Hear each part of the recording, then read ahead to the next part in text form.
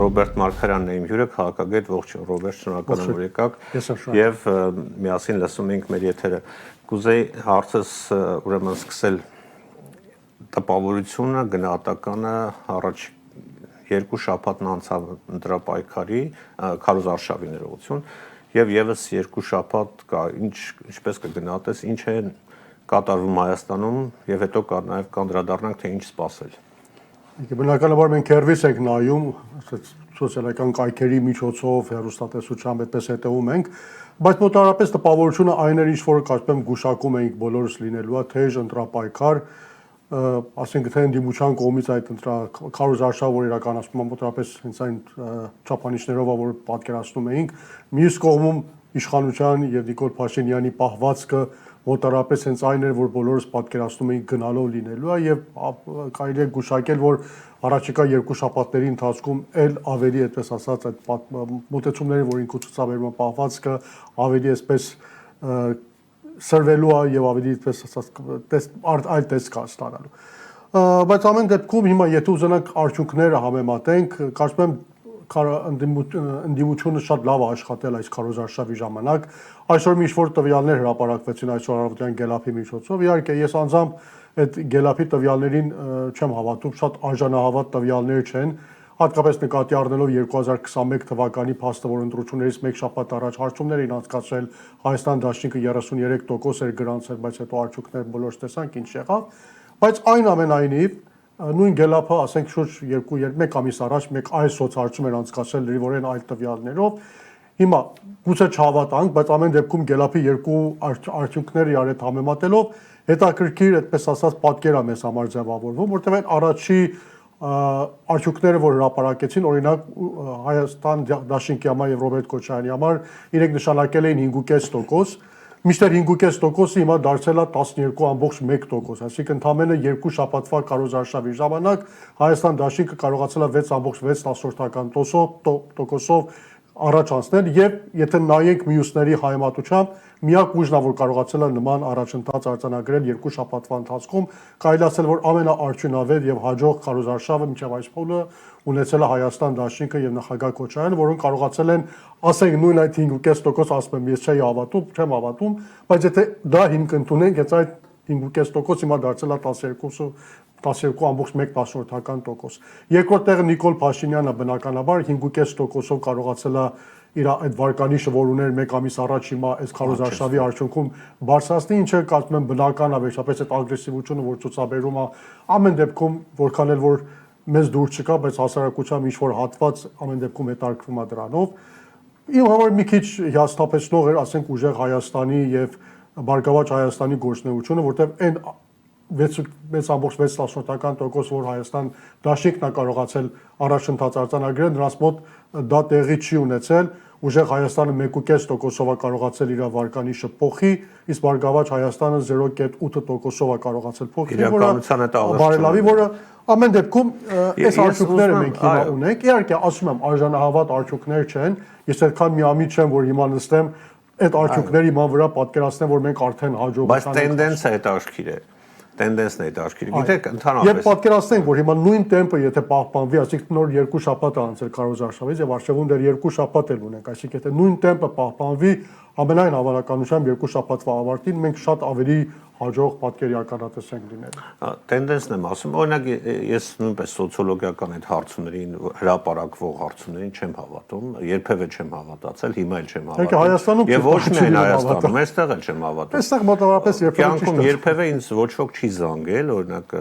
հարցում անի կամ չգիտեմ փողոցում հանդիպի, երբևէ չեմ հանդիպել, թեև այդպես թաքնված մարդ չեմ եղել եւ իմ շրջապատում բոլորին եմ, երբևէ դուք սոցհարցումների մասնակցել եք, չգիտեմ այդպեսի Ամեն դեպքում, բայց կան ներքին հարցումներ եւ ներքին հարցումները իրենց օգտագործման համար են, որպեսզի իմանան իրենց թույլ ուժեղ կողմերը որտեղ աշխատեն, դրանք իհարկե կարեւոր են եւ այդ թվերի փոփոխությունը կապված է այդ ներքին հարցումների, երբ որ տեսնում են մի ուժը առաջ է գնում, բնականաբար չեն կարող այսպես ավելի նվազեցնել, այսինքն քարոզչական խնդիր է։ Բայց ամեն դեպքում հնարավոր է, որ Հայաստան Դաշինքը դառնա, այսպես ասենք, սյուրպրիզ այդ ընտրությունների, որտեղ հիմա այլ ֆավորիտներ են, կարծես առաջին այդպես բայց ամեն դեպքում ինչ որ նոր սյուրպրիզներ կարող են առաջ գալ, անակնկալներ։ Նույն տվյալների համաձայն, ասենք 1 ամիս առաջ տարբերությունը բավական խոշոր էր, այսինքն ուժեղ Հայաստան ուներ 14 քանի տոկոս, իսկ Հայաստան Դաշնքին նկարել էին կամ տվել էին 5.5%, բայց հիմա տարբերությունը մոտավորապես 1.5% կամ 2%-ի չափ, այսինքն այդ տարածությունը սկսել է պարզվել։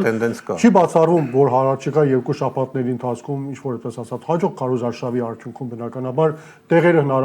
հնարավոր է որ փոխվի, այսինքն Հայաստան Դաշինքը բարձրանա ավելի,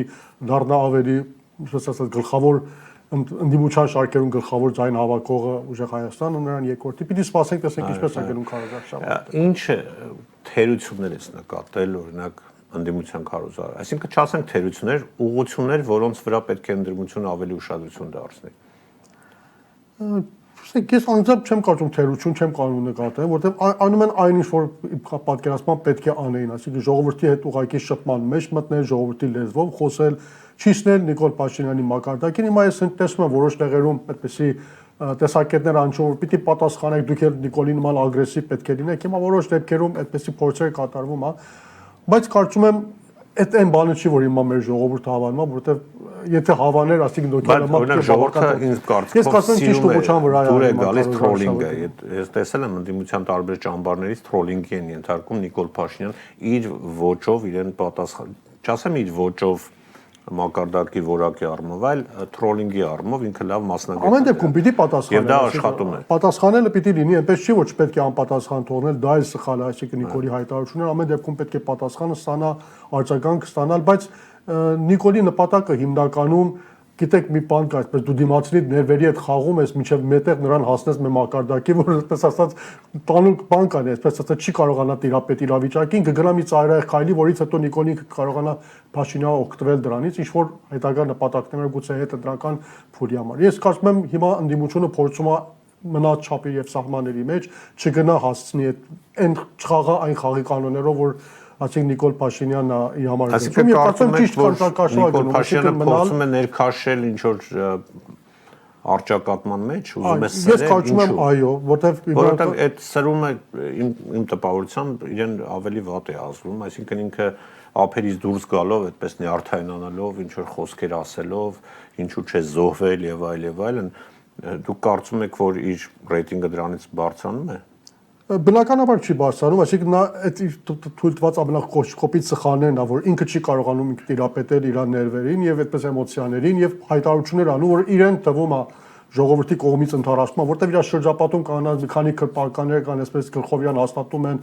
այդպես ողջունում են իրեն թվում է, որ ամբողջ հասարակությունը այդպես է, բայց կարծում եմ հասարակության մի խոշոր մասի համար դա այլևս չի կարողանում վաճառի ժողովրդին այդ էմոցիաները, ասենք գուցե 2021 թվականին այդ բանտիկավոր մուրճը աշխատում էր, բայց հիմա այդ ոճով խոսալը բացասական արդյունք է տալիս, տեսնում ենք արձագանքները լինում է այն, որ իր տոկոսները իջնում են։ Բայց այն որ ինքը փորձում է հասարակության մեջ լարվածություն ներարկի, ես կարծում եմ այո ինքն անում է, գուցե սադրանք է դա։ Գիտեք, հիմա NKI վիճակի մեջ որ տեսնում եմ մի տեսակ, վերջնաշով այդ տվյալները, որ մենք տեսնում ենք, իրենք էլ են տիրապետում, տեսնում են, որ հասարակության մեջ ինչպիսի տրամադրություն կա իրենց կապակցությամբ, մի տեսակ զգում են, որ հող իրենց տակից գնում է, իշխանությունը կորցնելու լուրջ խնդիր ունեն, եւ մի տեղ էս հասնում, ասի գուցե ինքը այնպես մտածում, որ գուցե այնպես փրկության մի գեկ ունի, մի հատ թույն սրսկի, որ այդ թույնը իրան մի ժամանակավոր առիթ կտա ապրելու, առանց գիտակցելու, որ այդ թույնը սրսկելով կարող է ամբողջ այդպես ասած ինչ-որ ավելի վատ հետևանքներ ունենա։ Այդ հասարակության լարվածությունը, որ ինքը մտցնում է,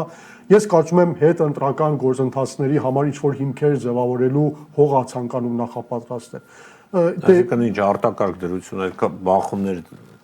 տեսեք ինքը ամեն դեպքում կարող է ընտրության արդյունքների ցանկությամբ չլինի հետընտրական փուլում, այսինքն հունիսի 8-ի առավոտյան մենք արտանանք այն պայմաններում, որ ասենք Նիկոլ Փաշինյանը չի կարողացել ձայների մեծամասնությունը բերել 50+1 չունի, նաև չկա գրպանային ընդդիմություն, որ ձայներ իրան միացնելով կարողանա այդ իշխանությունը պահպանել, մյուս կողմից ընդդիմություն օրինակյալ բավարար ձայներ օրինակ հավաքել, որ ձայները գումարելով, ասենք Գյումրի օրինակով կարող է իշխանությունը վերցնել, այդ փուլում հիմա պատկերացեք Նիկոլը ինչ կարող է անել, այսինքն բոլորս էլ գիտենք, որ ինքը իշխանությունը հեշտությամբ հանձնողը չի, որ առավոտյան արտանա, ասի ներողություն, ես սխալվել եմ, գնում եմ։ Խնդիրը միայն այդ հաճույքները չի իշխանության առանձնատան մեջ ապրելու, լափել, այդ տանք չի։ Պատասխանատվություն։ Անվտանգության խնդիր կա, այսինքն պատասխանատվության հարց կա, որտեղ այն պայից, որ Նիկոլ Փաշինյանը չեղավ իշխանության, տասնյակ ես կապը հազարավոր պայմանավորվածություններ են բացահայտվելու իր դավաճանության մասին, հայրենիքը վաճառելու մասին, որոնց համար ինքը պետք է մեկ առ մեկ հաթառատ պատասխան տա, եւ ինքը դրանից է սարսափում եւ փորձելու է իշխանությունը պահել։ Բայց այնքան էլ անսահմանափակ չի հարցնել եւ կարծիքը դիմանալ երաշխիքներ փորձելու է ստանալ օրինակ հաղթող ուժից եւ արդյոք հաղթող ուժը պետք է նրան երաշխիքներ տա օրինակ որ կլքի Հայաստանը անվտանգ եւ այլն ընտանիքի հետ միասին իհարկե ամբողջ ԿՊ-ին այդ ուսապարկերին չի վերաբերում իրենք լավ կլինի այդ մասին էլ մտածեն բայց նայած ով լինի իշխանության տեսեք օրինակ նախագահ Քոչարյանի հայտարարությունները շատ հստակ էին որ բոլորը պետք է իրենց առանցների համար եւ չարացների համար պատասխան տան դա նախագահ Քոչարյանի հայտարարությունը եւ չեմ կարծում Ռոբերտ Քոչարյանը մի բան ասած լինի, որ հետո չկատարի, այսինքն եթե ասելա, ես չեմ կարծում այդպիսի միջանց կա ստեղծել։ Նիկոլը ուներ հնարավորություն Նիկոլ Փաշինյանի միջանցները ստանալու, ավելի այդպես ասած քիչ մեղքերով դուրս գնալ, բայց Արցախի հանձնելուց հետո իշխանությունը ամեն գնով պահպանեց, ես կարծում եմ այդ միջանցները փակել է եւ ես չեմ կարծում գոնե այդ երեք խոշոր ընդդիմադիր ուժերից, որոնք կան, եթե որից մեկը դառնա իշխանություն, այդպիսի միջանց տրամադրելու է իրան, որովհետեւ կարծում եմ դա հանրային պահանջ է, որպեսզի բացահայտվի, թե մենք հուսապես ինչի միջով ենք կացել, ինչ ենք հայտնել այս վիճակում։ Մի հետաքրքիր մեր նախնական զրույցի ընթացքում մի հետաքրքիր միտք հուշեցիր ինձ, ես չէի անկեղծ ասած չէի մտածել երկրորդ ուրեմն փուլի հնարավորության մասին։ Խնդրեմ կոդի դարկումները։ Ինչպես ներողություն։ Երկրորդ փուլի հավանականության։ Տեսեք, օրինակ այսօրվա եթե մենք տվյալներ նկարդրենք, որ հրապարակվել են, եթե պատկերացնենք հիմա ինչ մի քիչ հավանականությամբ այդ պատկերը ճիշտ է, նույնությամբ կրկնվի ընտրությունների 9-ի 8-ի առավոտյան, որովհետեւ քաղաքական ուժ մեծամասնություն չի կազմելու, այսինքն Նիկոլ Փաշինյանը չունի մեծամասնություն, չկա նույնիսկ ասենք եթե դոկն էլ անցնի ազգային ժողով ձայներ միացնի էլի Նիկոլ Փաշինյանը չի կարող 50+1 ունենալ ոչ ոք չի կարող մյուս կողմից այո ընդդիմությունն է ձայները համատեղելով այդ 50+1-ը այս տվյալներով որ այսօր հրապարակվել է չի ունենալու ընտրական օրենսգրքով երկրորդ փուլ է լինելու որը լինելու է երկու գլխավոր ուժերի միջև մենք հիմա այդ դեպքում այսինքն պիտի նաև կարծում եմ ընդդիմությունը այդ տարբերակը քննարկի այսինքն միան կենտրոնալ են տարբերակի վրա որ հիմա մենք անպայման 50+ ավարկելու ենք կարող է հանկարծ այդպիսի մի բան պատահի որ օրինակի համար ես ինչ գիտեմ օրինակ Երևանի ավականու օրինակով ասենք դո կոչեցյալը մտնի կարողանա ինչ-որ հավանականության մանդատ ձեռք բերել բայց մանդատները չմիացնի ընդդիմությանը պահի որպես ընդդիմություն եւ հնարավոր չլինի մեծամասնություն ձևավորել ազգային ժողովում որի դեպքում երկու գլխավոր ուժեր այդ դեպքում Նիկոլ Փաշինյանը եւ ասենք իշխանությունը որ անպայման գլխավոր ուժերից մեկը կլինի եւ ընդդիմության այդ երեք խմբերից մեկը որ մեծամասնությունն է շահել ձայների տեսակետից տոկոսներով պիտի գնան երկրորդ փուլ այնտեղ մտցեն։ Այնտեղ արդեն մի տեսակ խնդիր առաջանում, որտեղ հիմնականում երկու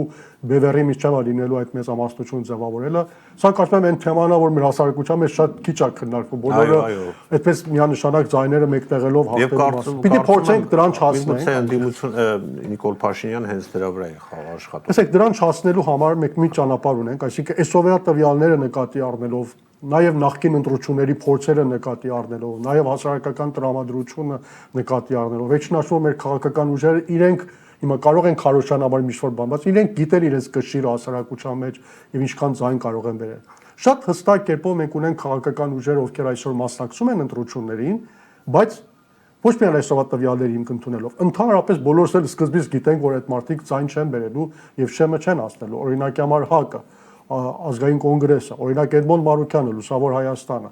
հիմա օրինակի համար Հայկ Մարությանը, նոր ուժը, դրանք այն քաղաքական ուժերն են, որ հավանաբար մեծ անհնարինությամբ շեմը չեն կարողանալու անցնել։ Հիմա այդ խմբի մեջ նաև կարելի է մի-շոր կերպով միասնության թվերին էլ առայժմ տեղավորել, որտեղ հայտնի չի, որ կկարողանա այդ շեմը անցնել թե չէ։ Եթե այդպիսի վտանգ կա երկրորդ փուլ գնալու եւ այնտեղ լուրջ խնդիր լինելու, կարծում եմ այդ ուժերը պետք է ունենան գիտակցություն առաջիկա երկու շաբաթվա ընթացքում, եթե սոցիալական հարցումներով տեսնում են, որ իսկապես չեն կարողանալու ձայներ հավաքեն, դուրս կան ընտրապայքարից եւ այս փուլում իրենց կողմնակիցներին, աջակիցներին կոչ անեն, իրենց ձայնը տան հիմա չեն ցանկանում Ռոբերտ Քոչարյանին տան ուժեղ Հայաստանին, ուժեղ Հայաստանին չեն ուզում տան Բարգավաճ Հայաստանին։ Ամեն կերպ հիմա այդ 1.5%-ները, կես տոկոսները կարող առանձին որից է բան չլինի, բայց մեկտեղվելով կարող է 3-4% լինի, 3-4%-ը արի չտա, որպեսի գնանք երկրորդ փուլում, հենց առաջին փուլում խնդիրը լուծենք, որտեղ այդ երկրորդ փուլի գնալը նշանակում է Նիկոլ Փաշինյանի մոտապես մի 35 օրվա էլի առիթ տալ մնալ իշխանության, Եվ բոլորս գիտենք, թե ինքն ընդունակ այդ օրերի ընթացքում ինչեր անելու, ինչպես իրավիճակը փոխելու օգուտ։ Մանավանդ ունենալով Ալիևի նման հովանավոր։ Եվ ուզում եմ Սփյուռքի տրամադրությունները վերջում հարցնել, արդյոք մարդկանց մոտ ակտիվություն էստեղ կա, հետաքրքրվածության եւ շարժ կա դեպի Հայաստան, օրինակ գտալ եւ մասնակցել ընտրություններին Հայաստանի քաղաքացիներին, ինչ տպավորություն ունես։ Շարժը կա անշուշտ, այսինքն կարծում եմ մարդիկ կան, ովքեր հիմա հնարավորություն ունի, քիչ չնշեմ գնալը այսպես ծախսերի հետ կապված դժվար է, բայց կարծում եմ կան մարդիկ, ովքեր բարձր գիտակցությամբ ճանապարհվել են, գնում են մասնակցեն այդ ընտրություններին, պարզապես օգտվելով իրենց քաղաքացիական իրավունքից, որը սահմանադրությամբ իրենց տրված է, որպեսզի գնան իրենց երկրի ճակատագրին մասնակցեն։ Անկեղծած շատ կուզեի, որ Հայաստանից դուրս ազգային ժողովի ընտրությունների համար, այսինքն գոնե Հայաստանի քաղաքացիների համար ընտրատեղամասեր լինեին, որտեղ որևէ տրամաբանության մեջ չի տեղավորվում, որ ընտրությունները չլինեն։ Նախկին ազգային ժողովի դեպքում հասկանալի է ընտրատեղամասեր կան, նախկին համակարգը որ կար, բայց օրինակ նախագահական ընտրությունների դեպքում նախկինում օրինակ հյուպատոսարանում, դեսպանատներում քվեակենտրոններ էին դրվում, ընտրատեղամասեր կային, քաղաքացիները գնում էին, քվարկում էին։ Երանի լիներ այդ քվեակենտրոնները, ասենք Միացյալ Նահանգներում, տարբեր երկրներում, այդ ժամանակ մենք կարողանանք, կարծում եմ Նիկոլ Փաշյանը կտեսներ Սփյուռքի իրական կարծիքը իր մասին, թե իսկապես այս պահին Սփյուռքում ապրող քաղաքացիներ, որոնք գուցե մի ժամանակ սխալվել են 2018-ին, մասնակցել են իշխանափոխությանը, այսօր ինչպես են տրամադրված երկրապահության։ Իդեպ այսօր Սամվել Կարապետյանը խոսում էր Սահմանադրության այն հոդվածի փոփոխության մասին, որը Սփյուռքի ոչ թե միայն ընտրությունների մասն էր խոսքը, այլ Սփյուռքի ներկայացուցիչների Հայաստանի կյանքին մասնակցելու, կարծում եմ այս ընտրությունից հետո մեր ընդդիմությունը նաև այդ մասին պետք է մտածի, ոչ միայն Սփյուռքի ուղեղներին, այսպես ասենք, Հայաստանին օգտակար դարձնելու ուղղությամբ, այլ նաև հենց Սփյուռքին ընտրական process-ներին մասնակցելու ուղղությամբ Հայաստանի Հանրապետության քաղաքացիների մասին իհարկե խոսքը գնում։ Այսինքն այդ պարագան, այսինքն գերքաղաքացիների ներգրավելու, սփյուռքահայերի ներգրավելու քաղաքական համակարգում եւ դրանց ներուժից օգտվելու փորձը երկրորդ նախագահի ժամանակ Ռոբերտ Քոչարյանի ժամանակ եղել է, որքան գիտեմ, եւ միակ ժամանակն է, որ եղել այն ժամանակ երկրաքաղաքացիության օրենքը ընդունվեց, հող պատրաստվեց մասնակցության համար։ Ցավոք սրտի հաջորդ իշխանությունների ժամանակ այդ դուռը փակվեց եւ հնարավոր չեղավ այստեղ անցկացվում էին։ Դա շարունակվեց։ Այստեղ եղել են տեղամասեր, մարդիկ գնացել քվեարկել։ Դե բացի մասնակցել, այսինքն հենց իշխանական համակարգում պաշտոններ զբաղեցնելու կապակցությամբ այդ իմաստով, որ հիմա օրինակ արգելքներ կա, հիմա այն ժամանակ գոյություն չի ունեցել, որտեղ ամեն դեպքում կազմում նախագահ Քոչարյանը գիտակցել է Սփյուռքում գոյություն ունեցող այդ ներուժը եւ դա օգտագործելու Հայաստան բերելու, օգտագործելու, այդպես ասած, կարեւորությունը, որը մեզ համար անհրաժեշտությունը, որ հիմա կա։